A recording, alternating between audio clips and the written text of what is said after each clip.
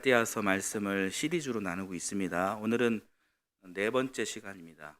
전편을 못 들으신 분들은 유튜브 채널 동탄하이교회에서 다시 들을 수가 있습니다. 바울이 사도가 되기 이전의 모습이 어땠는지 한번 여러분 생각해 보시길 바랍니다.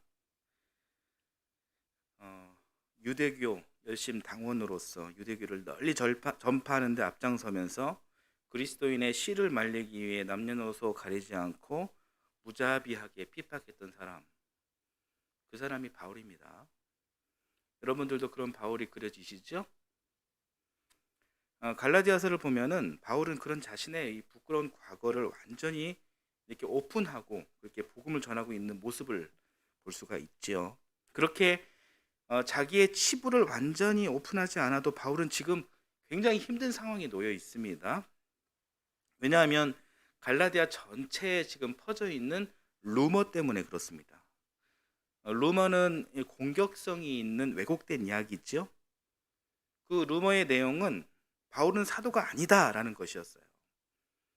이런 루머를 퍼뜨리고 있는 사람들은 유대인의 때가 그대로 있으면서 자신을 기독교인이라고 주장하는 사람들이었어요. 즉 율법주의 틀 안에 있는 기독교 지도자들입니다. 이들이 주장하는 바는 예수님을 믿는 믿음만으로는 구원받기가 쉽지 않다. 율법도 지켜야 한다라는 것입니다. 그러나 우리가 늘 고백하지만 기독교는 예수 그리스도의 십자가와 부활만 믿으면 구원을 얻는 것입니다. 그 외에는 구원과 상관이 없는 거예요.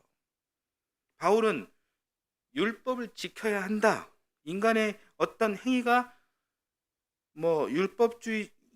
인간의 어떤 행위, 이런 율법주의적인 이 부분을 이 바울 사도는 완전히 삭제해 버렸습니다. 그랬더니 한평생 율법을 기준 삼아 상대방을 평가하고 판단하고 군림했던 사람들의 입지가 좁아집니다. 위협받게 됩니다. 이런 사람들이 누군가요? 종교 사회적인 틀 안에서는 유대인들이겠고요. 그리고 기독교 교회 안에서는 유대인의 때를 여전히 벗지 못한 율법주의적인 기독교인들이었습니다. 그래서 이들이 루머를 끊임없이 퍼뜨리고 있는 것이에요. 바울은 사도가 아니다. 바울이 어떤 사람이냐? 한평생 기독교를 핍박했던 사람이고 예수님 공생의 활동도 참여하지 않았던 사람이고 어떻게 이런 사람이 사도가 될 수 있느냐? 이 사람 말 믿으면 안 된다. 사기꾼이다. 사입이다. 그렇게 루머를 퍼뜨리면서 동시에 사도된 바울의 정체성에 치명적인 흠을 남기고자 했던 것입니다. 이것이 바울 사도가 말하는 다른 복음이었고 갈라디아 교회 많은 성도들이 이 다른 복음에 안타깝게도 넘어간 상태였습니다.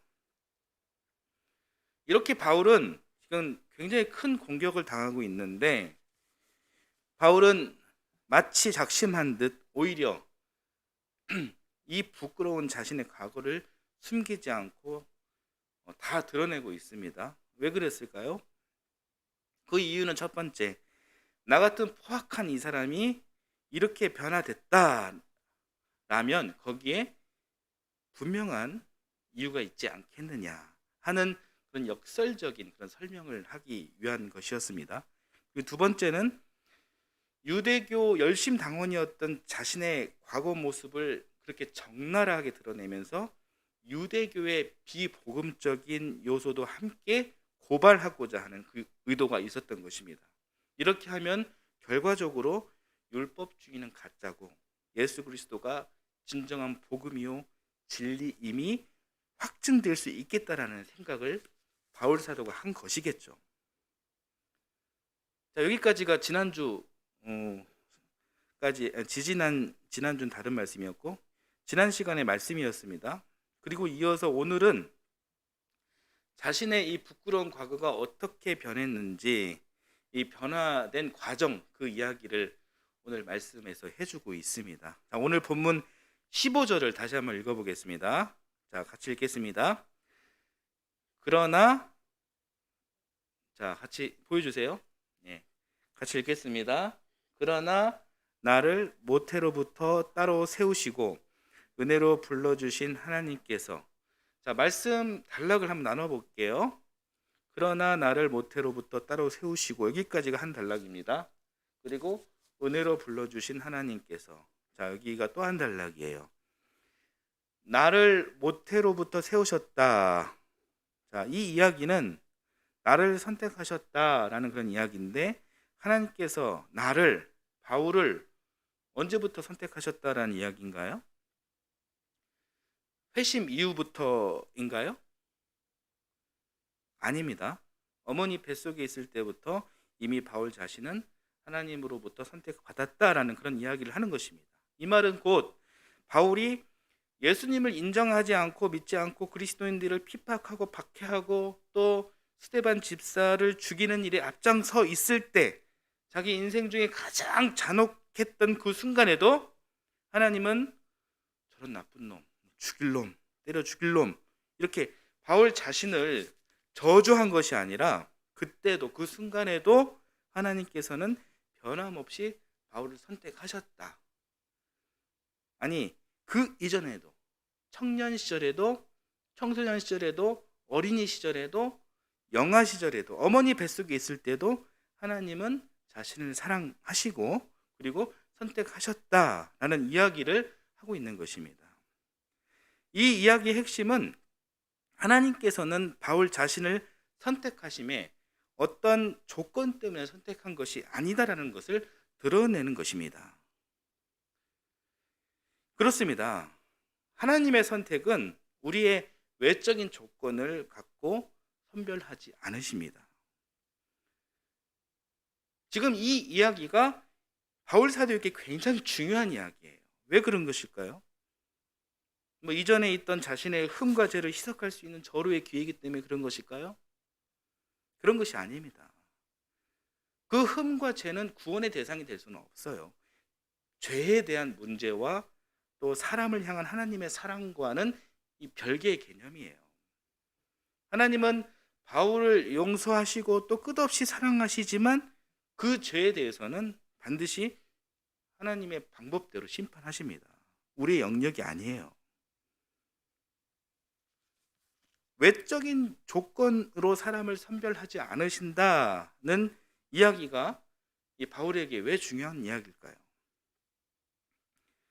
지금 바울의 상황을 한번 볼까요?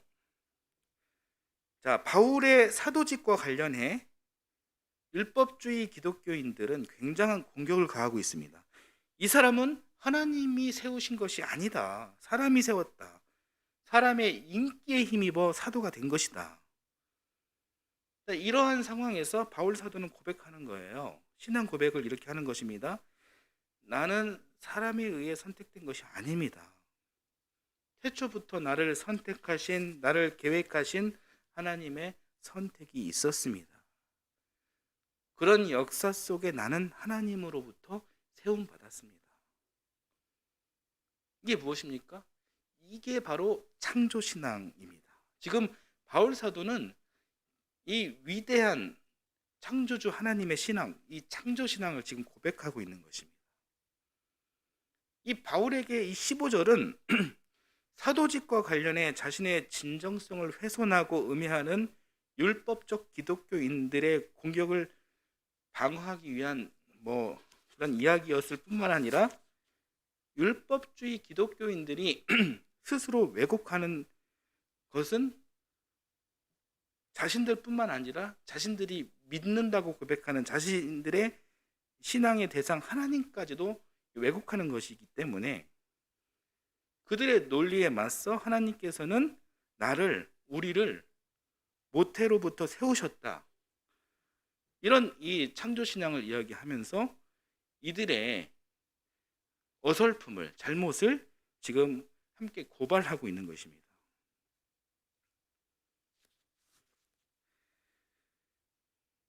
그런데 이 바울 사도에게 좀 이렇게 특별한 것이 있습니다. 바울이 비록 회심하기 전 참으로 악랄한 사람이었지만 그럼에도 하나님께 저주받은 사람이 아니라 선택된 그릇이었다는 것은 알겠습니다. 그런데 이 바울의 회심 이 과정이 굉장히 독특합니다. 예를 들어 모세도 선택을 받았죠. 모세가 이스라엘을 이끄는 영적 지도자가 된 과정은 출애굽기를 보면 잘 나와 있어요. 하나님과 모세 간의 설득과 이 소통이라는 기나긴 대화의 과정이 있었습니다. 모세가 이렇게 이야기하죠. 저는 나약한 사람입니다. 입이 둔합니다. 그러니까 하나님께서 아니다. 너는 할 수 있다. 내 형 아론을 붙여주겠다. 아닙니다. 저는 부족합니다. 보낼 사람을 보내십시오. 걱정 마라. 내가 너와 늘 함께 할 것이다. 뭐 이렇게 하나님과 모세 간 설득과 이해의 과정이 있은 후에 모세가 하나님의 뜻을 따랐거든요. 그런데 여러분 바울은 어떻습니까? 바울이 회심하기 전에 유대교와 율법주의를 위해 목숨을 거는 인생을 살면서 내가 교회 핍박하는 이 일이 옳은가? 하나님 옳습니까? 스데반 집사를 처형하는 그 순간에서 직결 처형을 해야 하는데 하나님 이것이 맞습니까? 내가 하는 이 짓이 옳은 일인가? 내가 뭐 하는 짓인가? 이런 고민을 바울은 단 한 번도 한 적이 없다는 것입니다. 뭐 그런 고민을 하다가 뭐 부활하신 예수님을 이렇게 만나게 된 것이 아니에요. 오히려 사람으로서 이보다 더 악랄할 수는 없다. 자기 인생의 가장 포악한 정점에서 하나님께서 바울을 설득하고 이해시켜서 이 사도로 있게 세워진 것이 아니라 그냥 꺾어버리셨던 거예요. 이런 경우는 굉장히 드문 경우입니다. 악의 지수 한계점이 100이라고 할 때 바울 되기 전 사울은 지금 이 100에 지금 충분히 도달된 상태입니다. 그런데 하나님께서 그런 사악한 사울을 뭐 점점 그 지수를 내려서 회심시킨 것이 아니라 그 100의 상태에서 완전히 꺾어버리셔서 이 정반대 이 선의 지수인 100으로 바꿔놓으신 거예요.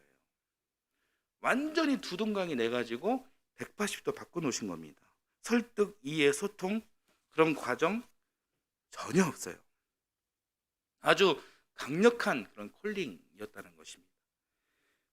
바울이 사도가 된 것은 어떤 과정과 경험을 통한 자기의 의지적 결정이 아니라 오직 이것은 하나님의 선택이었다는 것입니다.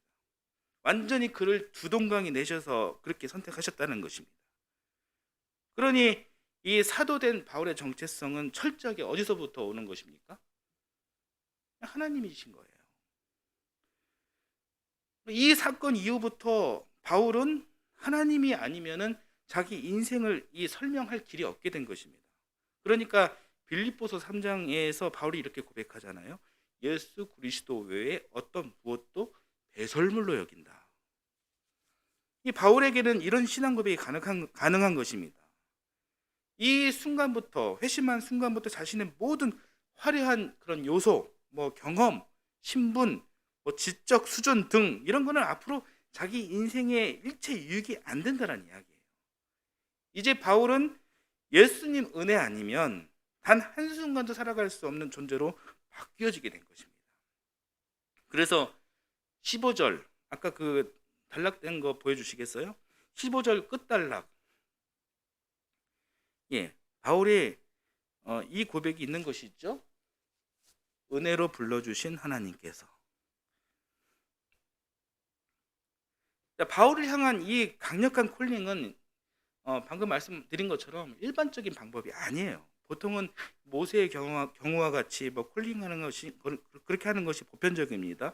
설득하고 이해시키고 보여주시고 확신을 갖게 해주시는 이 과정을 통해서 스스로 깨달아 엎드려지게 되고 또 기도로 세임 얻고 말씀으로 자기의 생각이 깨지면서 그렇게 회심하게 되는 것이죠. 바울과 같은 경우는 거의 없습니다. 아주 독특한 사례예요. 바울은 이렇게 주님의 강력한 콜링으로 회심하게 되었으니 이 주님과 이 바울의 이 관계를 잘 알지 못하는 사람들이 가하는 이 사도직 정체성에 대한 공격, 어쩌면 이것은 너무나도 당연한 거예요. 회심의 경험, 과정, 근거가 없기 때문에 충분히 그렇게 오해할 수 있다는 것입니다. 사람들의 시선으로 보기엔 그냥 하늘에서 뚝 떨어진 사도직인데 사람들이 그 진정성에 대해 의심하는 일이란 사실 이해할 수 있는 일이라는 것이죠. 사도행전 9장 26절 말씀을 함께 보겠습니다. 같이 한번 읽어보겠습니다. 사울이 예루살렘에 이르러서 거기에 있는 제자들과 어울리려고 하였으나 그들은 사울이 제자라는 사실을 믿을 수가 없어서 모두들 그를 두려워하였다. 예, 그렇죠. 회심 이후에 바울은 예수님의 제자들과 친해지려고 했어요. 그런데 예수님의 제자들이 바울을 피했다 이렇게 말씀해서 전하잖아요. 자신들의 상식으로도 근거가 없는 이 바울의 회심은 있을 수도 믿을 수도 없었던 것이에요. 저 인간이 어떻게 회심을 하냐? 저 인간이 어떤 사람인데 아마도 우리를 속여서 모았다가 대제사장들에게 넘겨버릴 수작일 거야. 이렇게 생각하는 게 당연하죠. 그렇게 생각하고 두려워했을 것입니다. 그렇습니다. 이 악명 높은 이 바울의 회심, 하나님 은혜 아니면 도저히 설명할 수 없는 일입니다. 때문에 15절 끝단락에 나를 부르신 하나님, 굉장히 중요한 고백이죠. 이런 신앙 고백을 바울 사도는 하게 된 것입니다. 자, 16절, 17절 말씀을 또 이어서 보겠습니다. 같이 읽겠습니다. 그 아들을 이방 사람에게 전하게 하시려고 그를 나에게 기꺼이 나타내 보이셨습니다. 그때 나는 사람들과 의논하지 않았고 또 나보다 먼저 사도가 된 사람들을 만나려고 예루살렘으로 올라가지도 않았습니다. 나는 곧바로 아라비아로 갔다가 다마스쿠스로 되돌아갔습니다. 예. 자, 바울이 예수 그리스도를 다마스쿠스에서 만나 완전히 꺾어져 회심한 이후 바울은 방금 말씀에서 나는 사람들과 의논하지 않았다 이렇게 증언하고 있습니다. 또 나보다 먼저 사도가 된 선배들을 만날 생각도 하지 않았다 이렇게 이야기를 합니다. 자, 이 이야기가 무슨 말이냐면 유대 율법에 의하면 십자가에 달린 사람은 저주받은 사람이었습니다. 그 율법을 근거로 바울 되기 전 사울은 십자가에 달린 예수님을 그냥 저주받은 사람, 그 이상 그 이하로도 생각하지 않았습니다. 그런데 그 십자가에 달려 죽으신 예수 그리스도를 만난 이후 완전히 변화되었죠. 그러면서 바울이 어땠겠습니까? 이 복음을 향한 이 열정이 얼마나 불타올랐을까요? 우리들도 그렇잖아요. 그동안 깨닫지 못했던 기쁜 소식을 들었을 때 우리들 마음이 어떻습니까? 입이 근질근질하고 여기저기 알리고 싶은 그런 마음이 막 발동하지 않습니까? 바울도 자신이 주님을 직접 만났다는 감격과 은혜가 이게 사명으로 바뀐 거예요. 사명으로 바뀌면서 한시라도 이 복음을 전해야 되겠다는 생각을 분명히 했을 것입니다. 그 마음을 갖고 제일 먼저 만나고 싶은 사람이 아마 먼저 사도된 선배들, 그리고 먼저 성도였던 분들, 이런 분들 아니었을까요? 그분들 속히 찾아뵙고 인사하고 친교하고 이런 마음이 아마 간절했을 것입니다. 그 선배들의 이야기를 들으면서 복음의 전략도 함께 짜고 여러 가지 훈수도 받고 싶었을 것이에요. 그런데 오늘 말씀을 보니까 바울은 회심 직후 일체 사람과 만나지 않았다 이렇게 전합니다. 왜 그랬을까요? 자, 두 가지 정도로 추측할 수가 있습니다. 첫째는 주님의 강력한 콜링으로 회심한 것은 맞지만 지금 바울 스스로 지금 굉장히 혼란스러웠다. 자신은 어제까지만 해도 기독교를 박해하는 유대인이었는데 하루아침에 어떻게 기독교 복음 전파자가 될 수 있는가? 내가 어찌 이런 겸손한 마음이 들어 준비가 안 된 자신의 모습을 들여다 봤을 것이다. 이렇게 추측을 하는 것입니다. 그래서 진정한 사도가 되기 위해 지금 나에게 당장 필요한 것은 낮아지는 훈련, 무릎 꿇고 엎드려 기도하는 훈련, 말씀을 달달달 암기하고 그렇게 하는 것이 아닌 이 말씀대로 살아내는 훈련, 이것이 결국 영성 훈련이거든요. 이 영성 훈련을 해야 되겠다 이렇게 생각한 것이 아닐까, 그렇게 추측을 합니다. 영성 훈련은 누구랑 하는 것인가요? 목사랑 하는 것인가요? 먼저 사도된 선배님들이랑 하는 건가요? 아니죠. 생명과 영의 주인이신 하나님과 하는 것입니다. 그래서 바울은 회심 직후 사람과의 관계를 철저히 끊고 17절에 아라비아에 갔다 이렇게 설명하고 있습니다. 아라비아는 여러분 아시겠지만 사막이에요. 사람이 살 수 없는 적막한 적적한 환경의 장소 아라비아입니다. 사람 만나는 일을 포기하고 그곳에 가서 무릎 꿇고 기도하며 하나님을 만나고자 했습니다. 바울이 회심 직후 사람을 만나지 않은 이유 두 번째, 만약 바울이 아라비아로 가지 않고 사람이 많은 중소도시 다마스쿠스나 대도시 예루살렘에 먼저 갔다면 어땠을까요?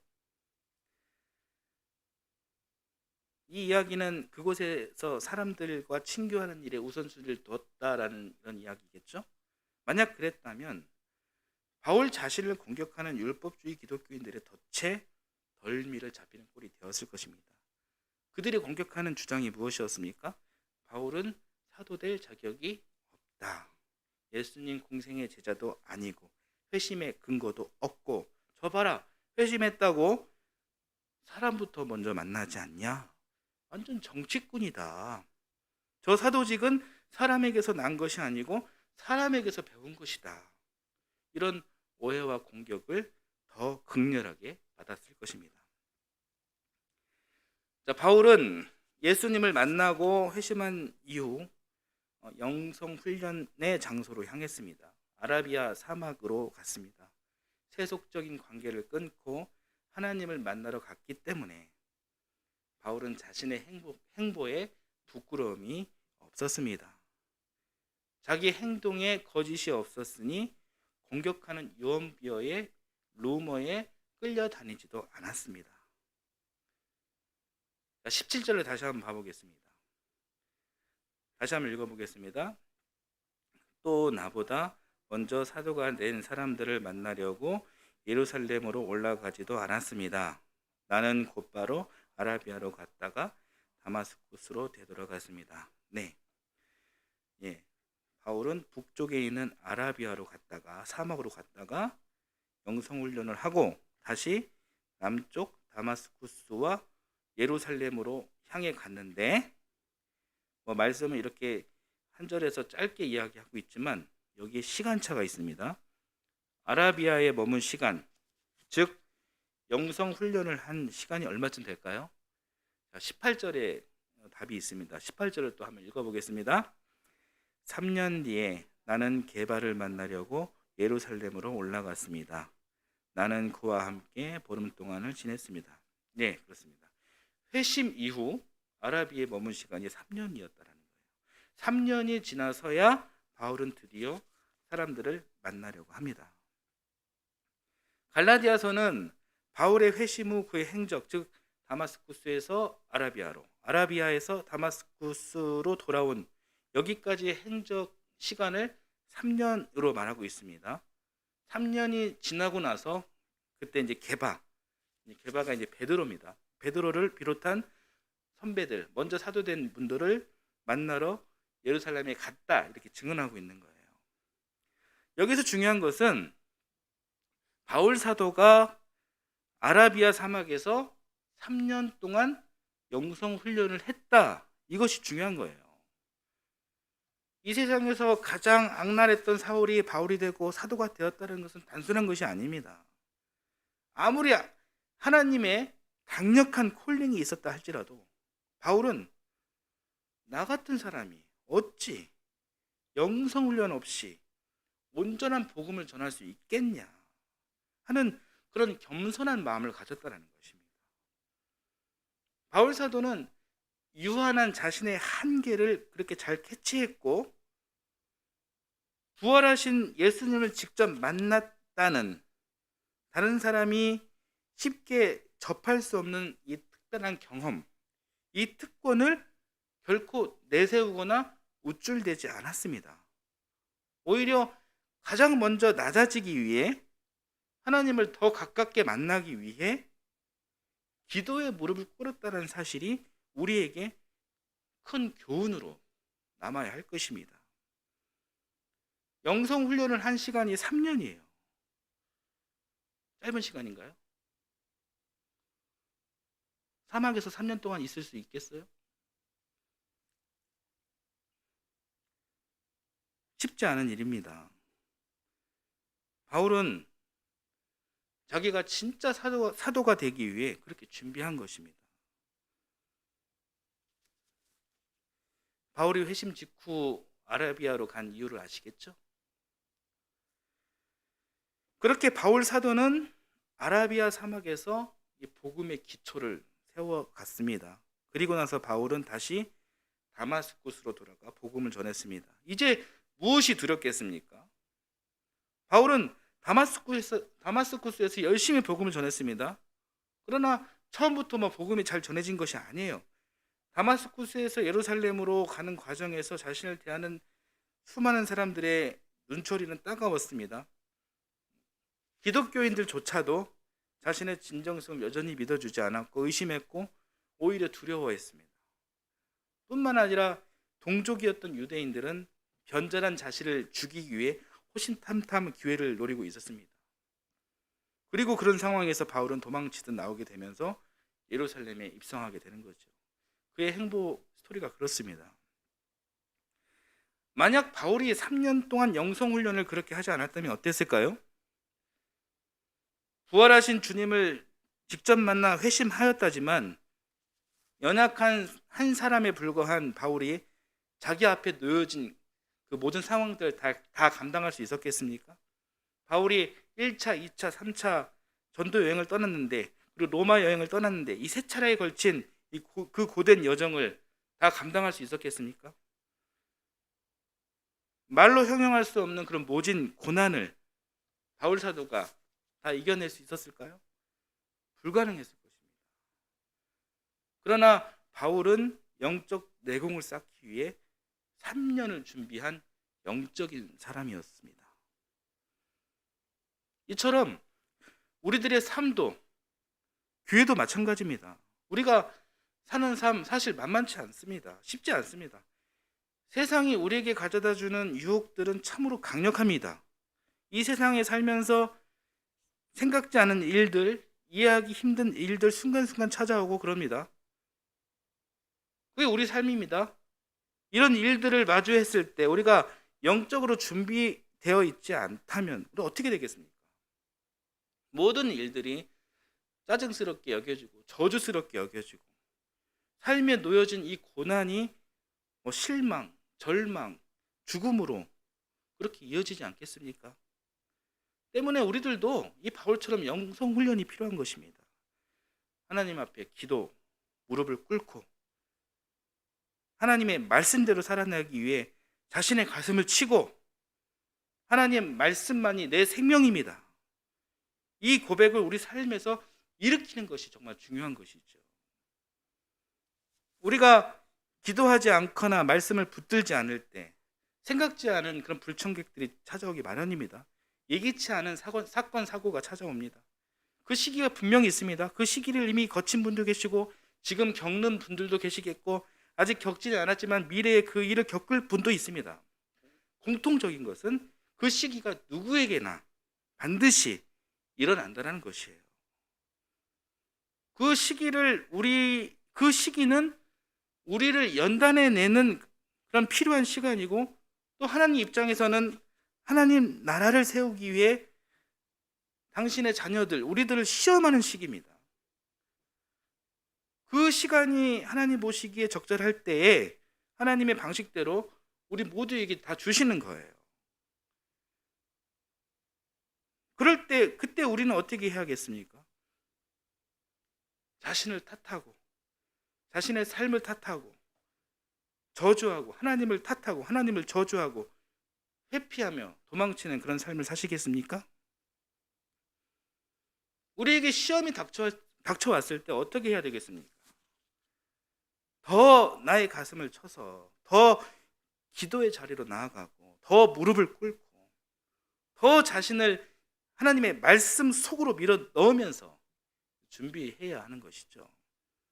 내가 기도하지 않기에 더 기도하라고 그런 일이 있는 것이고, 나를 당신의 도구로 사용하시기 위해 나를 단련하시는 하나님의 선한 의도가 있음을 믿음으로 고백해야 하는 것입니다. 바울이 그랬습니다.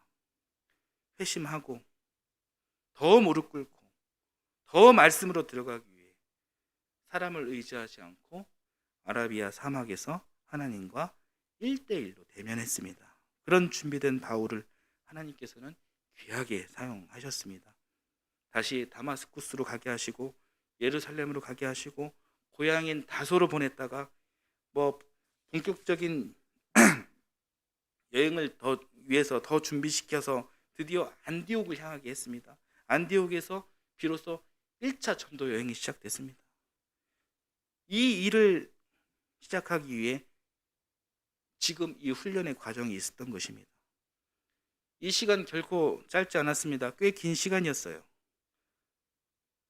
바울의 그 철저한 낮아짐, 철저한 준비됨이 결국 사도행전 1장 8절 말씀에 초석이 된 것입니다. 이 귀한 말씀 한번 같이 한번 보겠습니다. 사도행전 1장 8절, 성령이 너희에게 내리시면 너희는 능력을 받고 예루살렘과 온 유대와 사마리아에서 그리고 마침내 땅끝에까지 이르러 내 증인이 될 것이다. 그 시름 없이, 그 말씀에 엎드리는 진지함 없이, 영성으로 철저하게 단련하는 그 시간 없이 결코 성도와 교회는 온전히 쓰임 받을 수가 없는 것입니다. 우리들이 살아가는 삶 속에서 이해하기 힘든 일들을 만나라는 것은 필연적입니다. 반드시 옵니다. 이럴 때 우리가 어떻게 반응하는 것이 좋을까요? 이것들을 나를 괴롭히는 사탄의 시험으로 생각하지 마시고, 그렇게 괴로운 일로만 여기지 마시고, 여러분을 귀하게 사용하시려는 하나님의 선한 뜻이 있음을 깨달으시길 바랍니다. 그럴 때일수록 하나님께 더 매달리고 1대1로 대면하려고 노력하시기를 바랍니다. 그때를 영적으로 잘 분별하는 여러분 되시기를 바랍니다. 그런 순간을 바울 사도처럼 잘 깨닫는다면 한번 사는 우리들 인생 속에 가장 복된 일이 될 것입니다. 그 일을 믿음으로 감당하는 여러분들이야말로 가장 복된 자가 될 것입니다. 코로나 때문에 교회도 잘 못 나오고 예배도 잘 못 드리고 기도도 잘 못하는 나를 합리화하지 마시고, 주어진 환경에서 최선을 다해 신앙생활을 하시고 주중이라도 섬기는 교회에 오셔서 기도도 하시고, 일상 속에서 말씀도, 성경책을 가까이 두고 말씀도 잘 보셨으면 좋겠습니다. 교회 다니는 척, 믿는 척 하지 말고 이제 제대로 신앙생활을 하면, 말씀을 제대로 보면 지금 내 상황이 어떤 상황인지 분명히 알게 됩니다. 내가 그리고 우리 가정이 어디로 가야 할지 방향을 알게 되는 지혜가 생깁니다. 말씀과 기도로 무장하여 하나님과 깊게 소통함으로 여러분, 사랑하는 성도 여러분, 이 세상에 지지 마시고 당당히 이기는 예수 그리스도의 자녀가 되시길 주님의 이름으로 축원합니다. 아멘.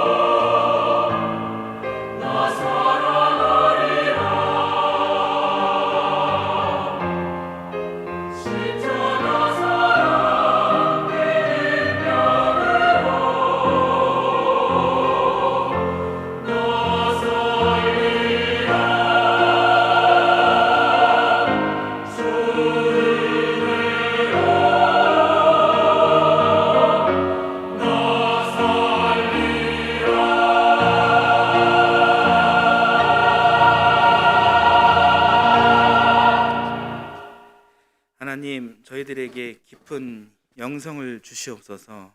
하나님 앞에 엎드리고 말씀을 사모하고 기도하지 않으면 살아갈 수 없는 그런 마음을 주시옵고, 하나님 은혜 아니면 우리가 가진 것 아무것도 아님을 깨닫는 우리의 삶이 되게 하옵소서.